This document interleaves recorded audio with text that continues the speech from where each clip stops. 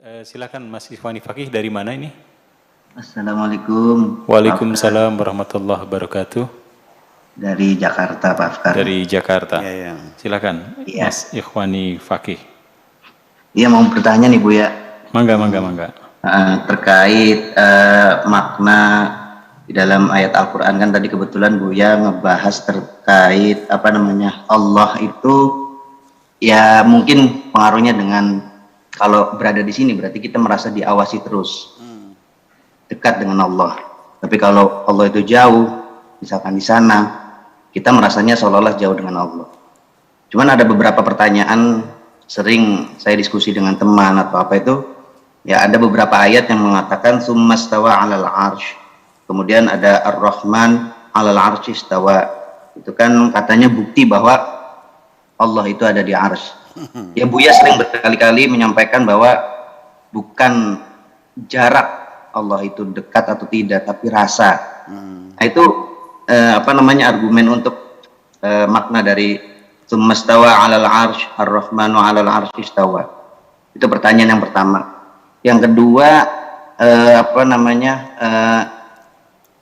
asbabun nuzulnya bahwa innad dina 'indallahil Islam. Itu kan banyak orang-orang yang mengatakan bahwa inilah agama Islam yang benar, itu menggunakan dalil itu. Nah, itu argumentasinya seperti apa Bu ya untuk ayat innad dina 'indallahil Islam? Kalau yang saya pahami dari kajian yang sering saya ikuti mendengarkan ceramah Buya itu, Islam di sini kan artinya sesungguhnya agama yang diridhoi Allah adalah agama yang berserah diri. Iya. Nah, maksudnya kan itu. Nah, itu bagaimana Buya? Terima kasih, itu pertanyaannya. Baik. Silahkan. Ya, terima kasih Mas Ikhwan Fakih dari Jakarta. Ya, yang pertama ini tentang Allah bertempat jauh, ya di arsy, kemudian ternyata berkontroversi dengan apa yang disampaikan Buya bahwa bukan jarak. Sebenarnya Allah dan kita adalah urusan rasa. Oke, sekarang mau terjemahkan dulu. Bismillahirrahmanirrahim. Tsummastawa ilas samai. Kemudian Tuhan merampungkan langit.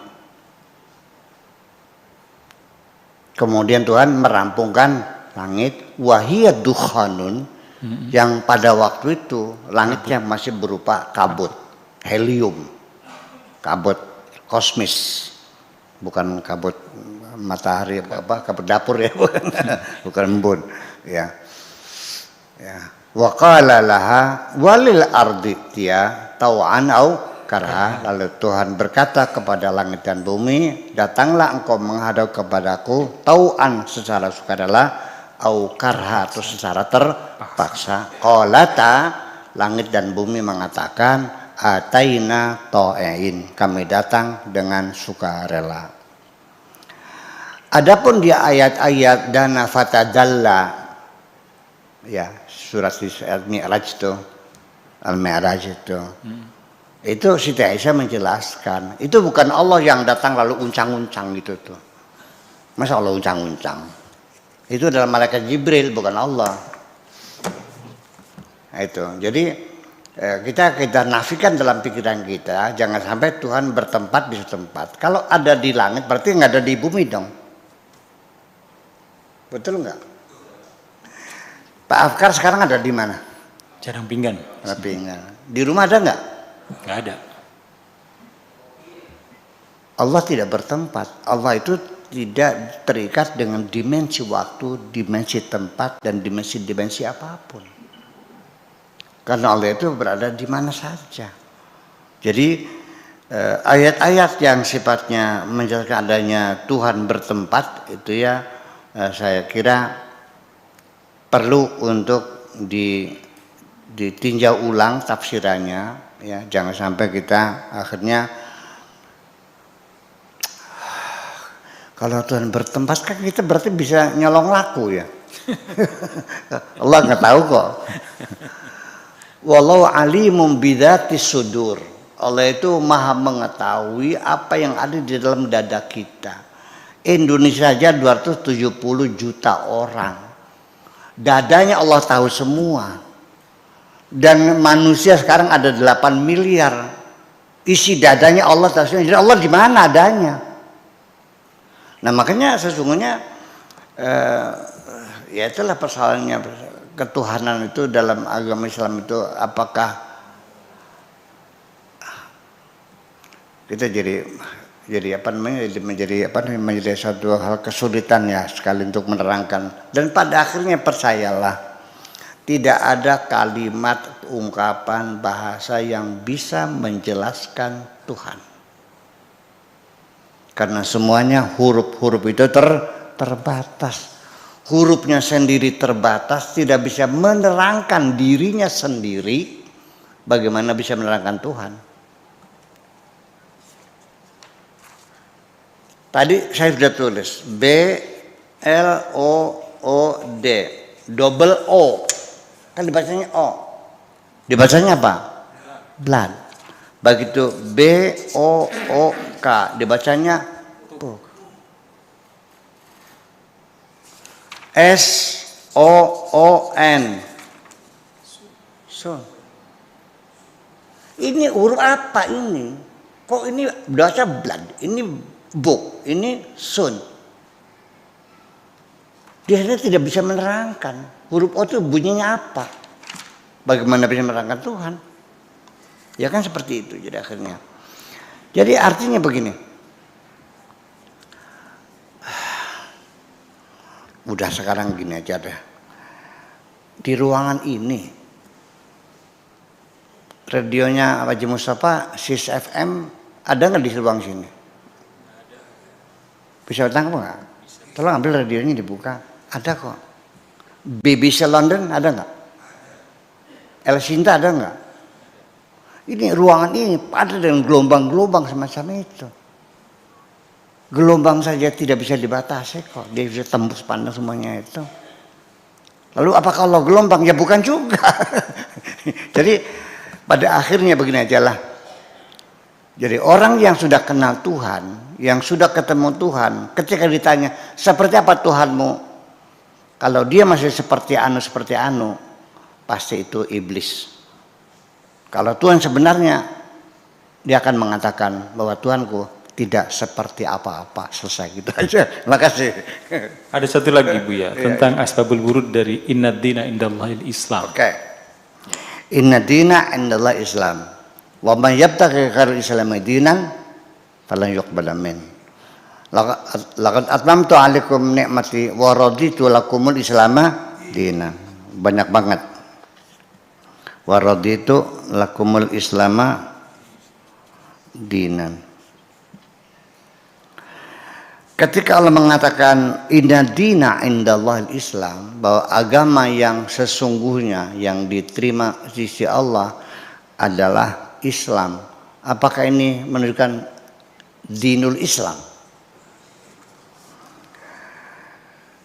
Wa raditu lakumul Islam dinan. Aku rela Islam sebagai agamamu. Apakah Islam sebagai nama atau Islam sebagai satu sikap? Di sini Kang Bad sudah Kang Badnya terima kasih banyak ini. Ini dari kitab apa nih? Fibayan.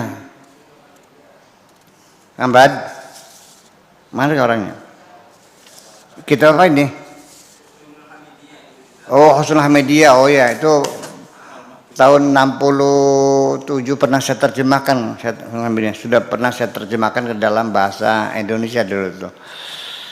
Tahun 60 ya setelah Gestapo lah 67-an gitu. Udah Husnul Hamidiyah. Saya menjelaskan wal Islamu wal khudu wal inqiyad, tunduk dan pasrah, batinan wa zahiran, lahir dan batin, lima ja'a bihi rasul alaihi salatu wassalam, terhadap apa yang dibawa oleh Kanjeng Nabi. Oke. Wa ulima maji'uhu atau Abu alima maji'uhu bihi bid-darurah, dan diketahui kedatangnya itu secara aksioma bid-darurah. Ai alima maji'ahu bihi yakinan, tahu kedatangannya secara yakin. fakullun minal imani wal islami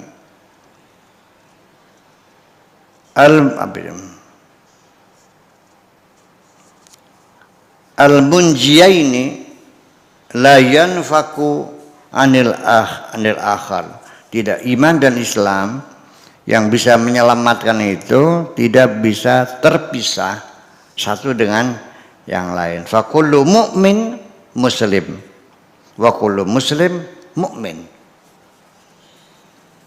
Ini kitab kan Muhammadiyah.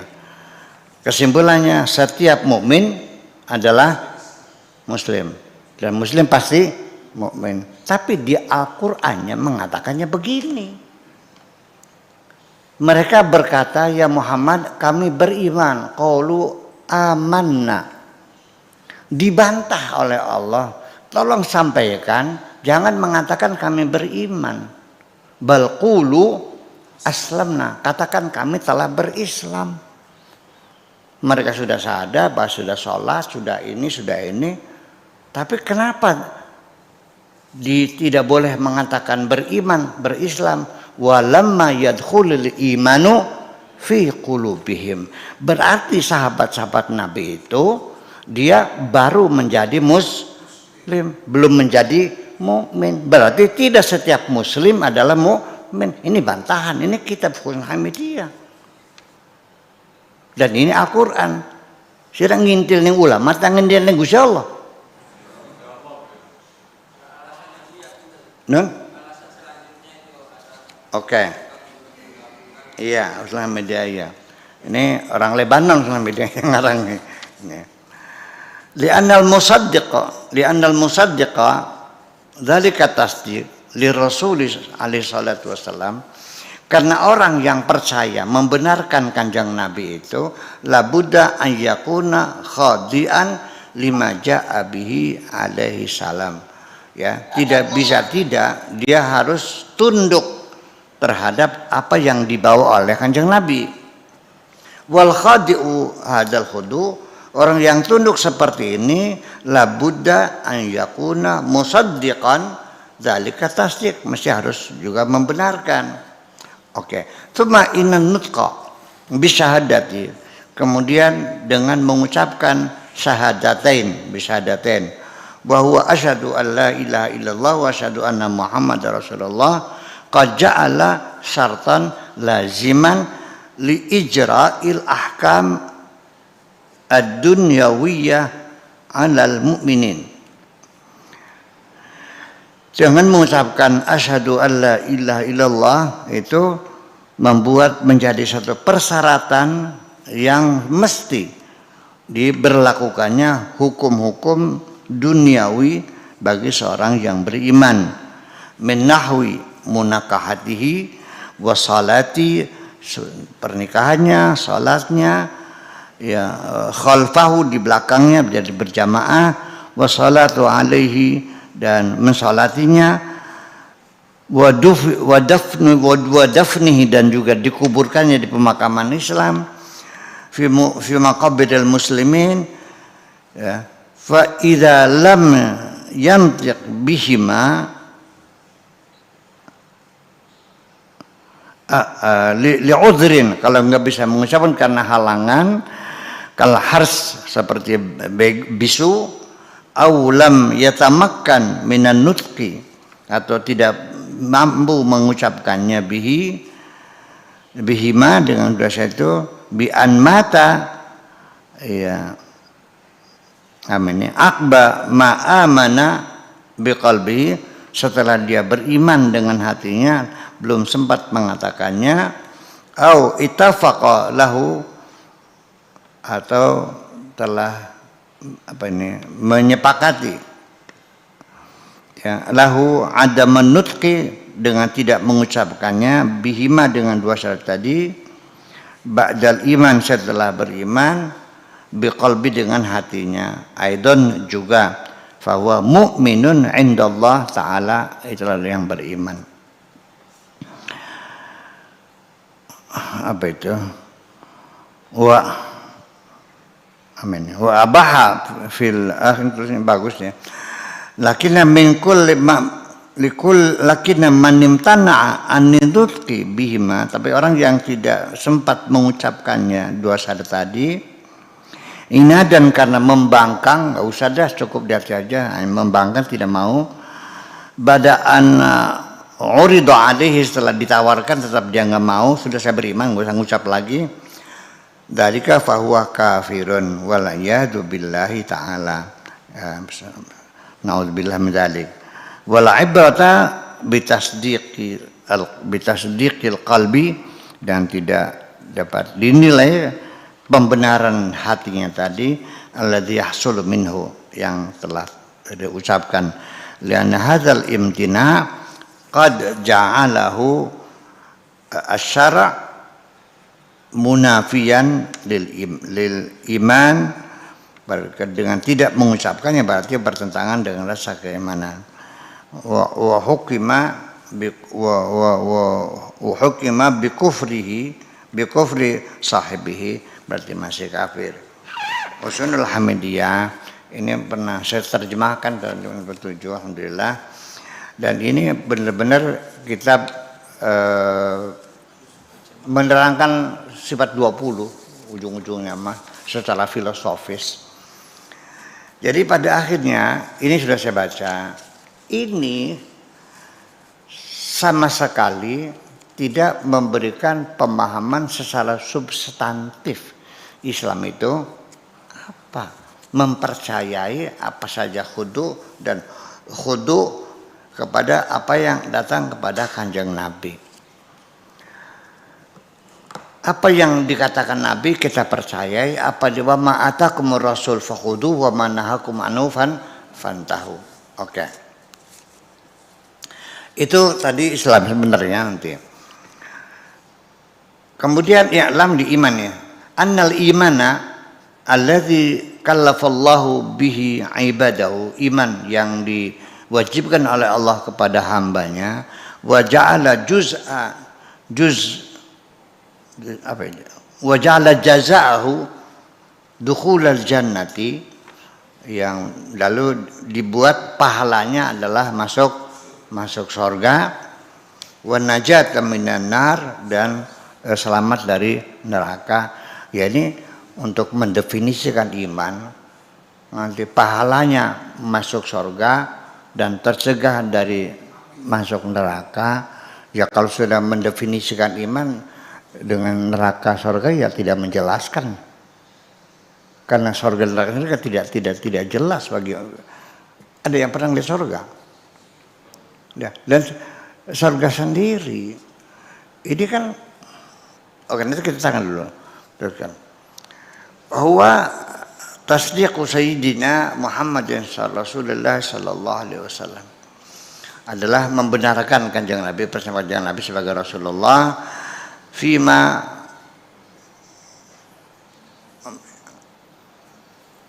ulima maji'u alima maji'u, yang diketahui kan kedatangannya bidarurat, ya salah ai i'tiqadu sidqihi alaihi salatu wasalam, meyakini akan kebenaran Kanjeng Nabi, i'tiqadan jaziman, dengan i'tiqad yang pasti, fima ja'a bihi, tentang apa yang dibawanya itu, anilah dari Allah Ta'ala subhanahu wa ta'ala, wa alima maji'ahu bihi yaqinan ma'al id'an, dan juga mengetahui kedatangannya dengan yakin dan kepasrahan, ketundukan hati, idzanul qalb. Lidzalika wa dzalika mithlu al-iman billahi ta'ala, seperti beriman kepada Allah Ta'ala, wa malaikatihi wa kutubihi wa rusulihi wal yaumil akhiri wal qada'i wal qadari. Iya, ini termasuk qada-qadar, rukun iman. Mu'tazilah percaya enggak sama qada-qadar? Dia muslim enggak? Nah, itu persoalannya. Ini menjadi persoalan. Iya. Wa iftiradu salat, dan kewajiban salat, wa baqiyatul ibadat, dan ibadat-ibadat yang lainnya yang sebangsa Islam itu minaz zakat, wasiyam, wal hajj alal mustati' bagi orang yang mampu. Wa tahrimu qatl nafas al ma'sumah, ya, membunuh itu zulman secara zalim, wa zina dan zina, wa amsalu dzalika dan sebagainya. Ya, ini Kamban, ini tidak mendefinisikan iman, tidak mendefinisikan Islam, hanya dari sudut pandang, salah satu sudut pandang, sehingga orang bacanya paham dari sudut pandang tertentu bahwa iman itu nanti pahalanya dapat surga, nanti juga selamat dari neraka. Iya, gitu kan tidak bisa didefinisikan dengan seperti itu. Orang Islam adalah orang yang nanti masuk surga. Kalau non Muslim bisa masuk surga enggak? Hah? Nah, sekarang di Al-Qurannya ada orang tidak percaya kepada Nabi Muhammad. Dia min ahlil kitab. Ada enggak yang beriman? Nabi Muhammad tidak percaya. Tapi Al-Quran mengatakan wa minal ladzina utul kitaba wal ladzina amanu min ahlil kitab. Dan orang-orang beriman dari golongan ahlil kitab. Berarti ada ahli kitab yang beriman. Ada dari umat Muhammad yang beriman. Ada dari umat Nabi Musa yang beriman. Itu persoalan. Nah, jadi artinya ini kajian-kajian sosial media ini kajian-kajian filosofis sesungguhnya, ya, bukan ini. Jadi kita melihat teks Al-Quran semacam itu makanya ini menjadi ini. Jadi artinya begini lah. Ini kesimpulannya gini aja deh. Kayaknya sudah saatnya ya kita melakukan peninjauan ulang, merevisi ulang pemikiran-pemikiran Islam. Sebab sekarang sejak Khalifah Ma'mun abad ke-5 Hijriyah itu setelah dibekukan oleh Mutawakkil Billah, sudah ijtihad, pintu ijtihad ditutup, sampai sekarang kita dalam keadaan beku. Ya, yang jadi masalah lagi bagi saya, ini gara-gara karena Syekh pimpinan Ikhwanul Muslimin Al-Banna dalam kongres yang kedua di Kairo bahwa Islam itu solihun fi kulli zaman makan, bahwa syariat Islam itu relevan di segala tempat dan segala waktu. Betul? Yakin itu betul? Perbudakan masih relevan enggak? Nikah milkul yamin, beli budak masih relevan enggak? Wala tukrihu fadayatikum 'alal bigha, jangan kau lacurkan budak-budak perempuanmu, dipakai sendiri memboleh, masih berlaku. Nyerbu negara non muslim tanpa deklarasi perang lagi, serbu-serbu orang pasien, masih bisa berlaku. Itu persoalannya. Suami ada KDRT, kekerasan dalam rumah tangga, undang-undang kekerasan rumah tangga, masuk penjara kalau kamu memukulin istri. Di dalam Al-Qurannya disuruh wadribuhunna, pukullah mereka. Mau apa sekarang? Masih relevan mukulin istri? Ini persoalannya. Dinamikanya Hasan Al-Banna. Solun fikih zaman itu. Jadi tidak perlu direvisi, sempurnakan. Sekarang seluruh dunia menolak hukuman potong tangan. Betul nggak? Semua negara Islam menolak. Hukum rajam menolak. Kok masa orang kena berzina dikubur setengah lalu dilempar paku pasal mati. Ya Allah, masa Tuhan begitu? Ini persoalannya. Jadi jujur aja, masih relevan enggak? Beli budak nih, itu kan persoalannya, iya kan? Nah itu, jadi ya mestinya, tapi kita jangan dulu menyalahkan siapapun. Yuk bisa nggak kita berpikir jauh ke depan, bahwa kita perlu ada pembaruan pemikiran lagi supaya relevansinya itu sesuai dengan zaman. Sekarang, Kang Bad, kapan seorang lelaki boleh melihat wajah perempuan? Ketika dia sudah melamar dan sudah DP, dipastikan mau menikah, baru boleh melihat wajah terbatas. Ya Kang Bad ya? Kang Bad? Dan telapak tangan ya? Fikih kan? Berarti tidak dalam hukum Islam tidak boleh kita dilarang melihat wajah perempuan. Sekarang perempuan sudah keluar rumah belum? Atau masih di pinggir? Bekerja nggak perempuan? Di kantor bekerja nggak? Di pabrik? Di sawah?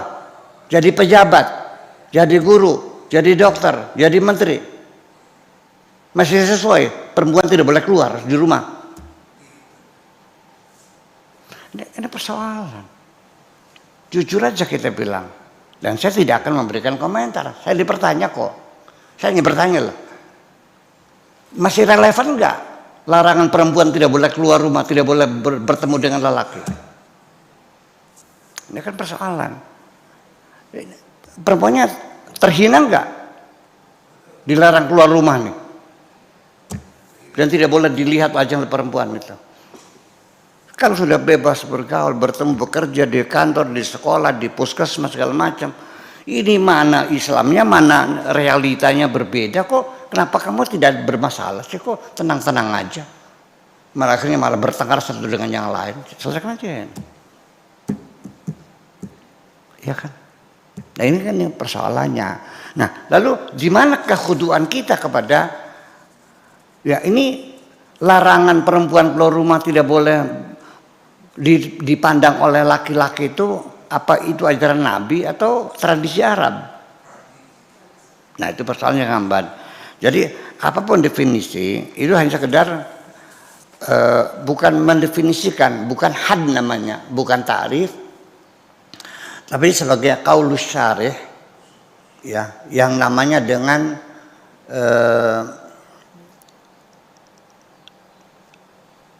definisi deskripsi, description definition, descriptive definition, ya bukan had, bukan ta'rif, tapi atau dengan bahasa logika ilmu manteknya namanya al-haddu birrasmi, dengan deskripsi diuraikan begitu saja.